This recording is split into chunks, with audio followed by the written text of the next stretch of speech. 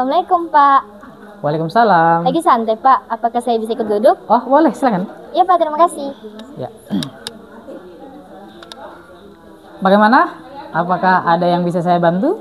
Oke, jadi begini Pak, saya kan sudah kelas 12 dan sebentar lagi berencana ingin masuk ke perguruan tinggi.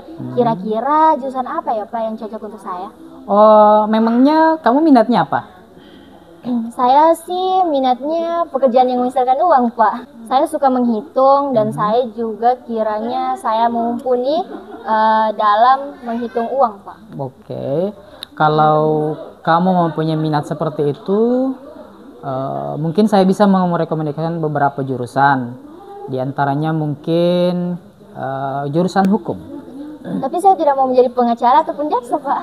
Oh, mengambil jurusan hukum tidak mesti menjadi jaksa ataupun pengacara. Contohnya, kalau kalian mengambil jurusan hukum tata negara, mungkin yang moralnya kalian bisa menjadi bekerja di kementerian yang mengurusi APBN. Apa itu APBN Pak? APBN itu singkatan dari Anggaran Pendapatan dan Belanja Negara. Jadi ibu rumah tangga dong Pak. Tepatnya rumah tangganya negara ini. Wow, keren sekali bisa mengurusi belanja dan pengeluaran negara seluas ini Pak.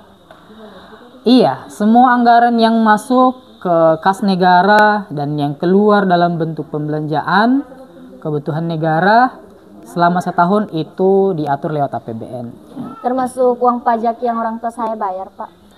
Iya, harus melalui beberapa perencanaan yang biasa disebut sebagai RAPBN, Rancangan Anggaran Pendapatan dan Belanja Negara, dan juga harus disetujui oleh anggota DPR yang tertuang dalam Undang-Undang Nomor 17 Tahun 2003 Pasal 1 Ayat 7 bahwa APBN adalah rancangan keuangan tahunan pemerintah negara yang disetujui oleh DPR.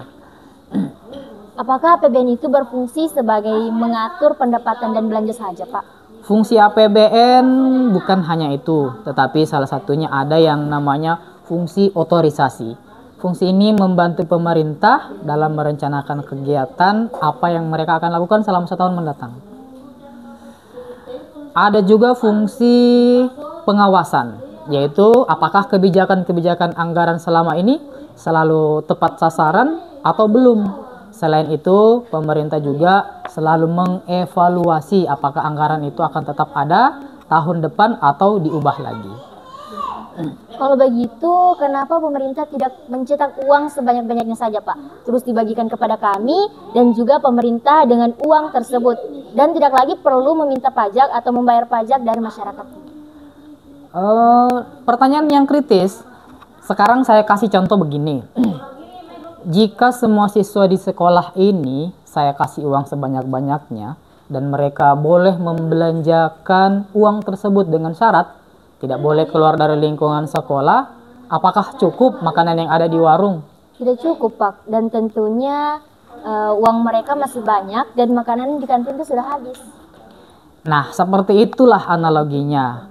Ketika uang itu banyak sedangkan barang sedikit, maka pertukarannya akan tidak normal. Bisa jadi harga barang berkali lipat lebih mahal untuk menghabiskan jumlah uang karena tidak sebanding dengan jumlah makanan yang tersedia. Timbullah yang namanya krisis moneter. Terus bagaimana seharusnya Pak? Berikutnya dari APBN adalah stabilisasi dan distribusi. Pemerintah berupaya menyeimbangkan perekonomian rakyat dengan cara membuat kebijakan yang adil. Lantas bagaimana dengan rakyat miskin? Mereka semua kan dalam undang-undang dipelihara oleh negara. Cerdas. Kamu cocok kuliah di jurusan hukum. Cerdas dan kritis. Fungsi APBN salah satunya adalah sebagai fungsi alokasi. Pemerintah melihat ketimpangan yang ada di masyarakat, maka pemerintah mengeluarkan kebijakan agar memberikan bantuan atau stimulan agar perekonomian masyarakat tetap berjalan. Contohnya seperti pemberian BLT dan bansos itu ya Pak? Iya. Oh, sekarang saya sudah paham Pak.